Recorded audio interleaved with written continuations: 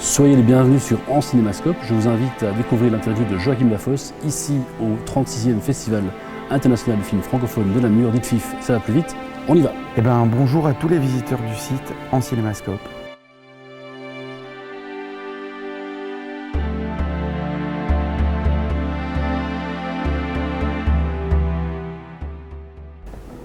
Le point de départ, c'est surtout, j'espère, une histoire d'amour.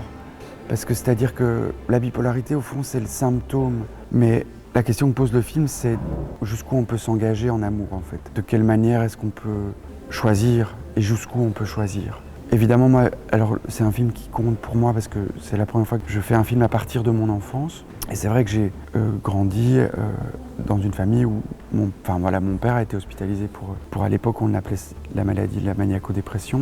Le film c'est vrai, une manière de rendre hommage à mes parents, de faire voir tout ce qu'ils m'ont appris, transmis, donné. Parce que Damien et Léla, joués par Damien Bonnard et Léla Becti, je trouve que c'est des personnages magnifiques. C'est des gens qui luttent pour rester multiples, pour pas être figés ou pour pas être atteints par le diagnostic de Damien. Et par exemple, Léla, c'est une femme qui se rend compte qu'elle ne veut pas être qu'une infirmière, qu'elle veut aussi être une amante, une maîtresse, une copine, une restauratrice de meubles, une mère. Et au fond, elle a ça en commun avec Damien, parce que Damien, lui aussi, il lutte. Mais il lutte parce qu'il ne veut pas être qu'un malade, il veut aussi être un père, un ami, un amant et un peintre. Cette bagarre avec cette possibilité de ne pas être figé par la maladie, c'est ce qui me touche. Et je crois que, au fond, ce que Damien et Léla vivent avec la psychose, dans la maison, dans la famille, c'est pas très éloigné, je ne le savais pas quand j'ai écrit le film, mais pas très éloigné de ce qu'on a vécu avec la pandémie,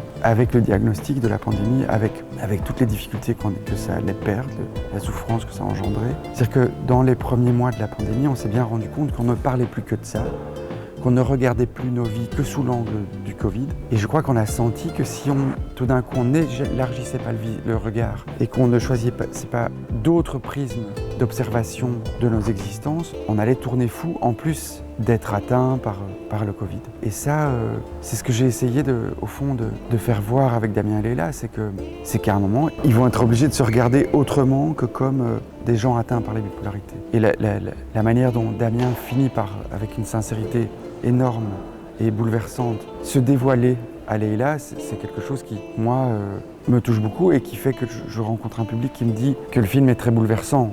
Donc, avant d'être dur, je dirais. Parce que c'est vrai que c'est pas simple, mais c'est très émouvant.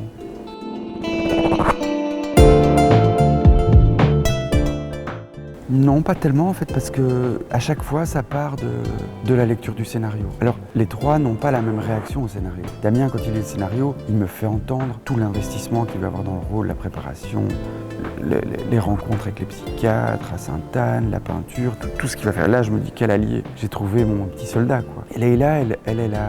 Ensuite, elle me dit, mais Joachim, tu peux faire un grand film populaire, un film qui touche le public comme les films de Sautet touchaient le public. Si on essaye d'être sincère et de ne pas éviter nos émotions, on peut y arriver. Et toutes les séquences, on a gardé ce cap, d'essayer au fond, de se laisser emporter.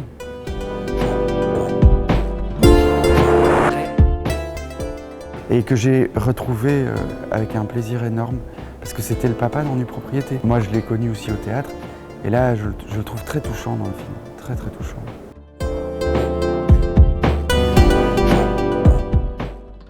Le réalisme au cinéma, quand on fait des films, ça veut rien dire pour moi parce qu'il y a un travail sur le son, il y a un travail sur le montage, sur le rythme. Donc c'est pas du réel, c'est fabriqué, c'est une élaboration. Mais par contre, c'est vrai que je cherche avec les acteurs, avec mon équipe, une vérité qu'on peut partager, qui est celle en effet de choses qu'on a tous à un moment senties ou vécues.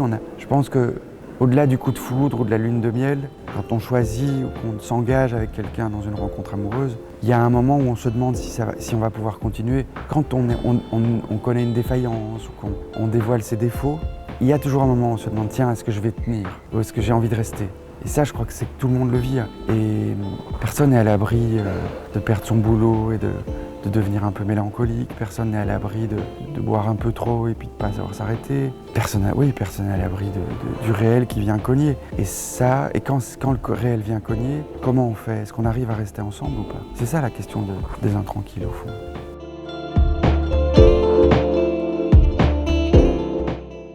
Ah oui. Oui.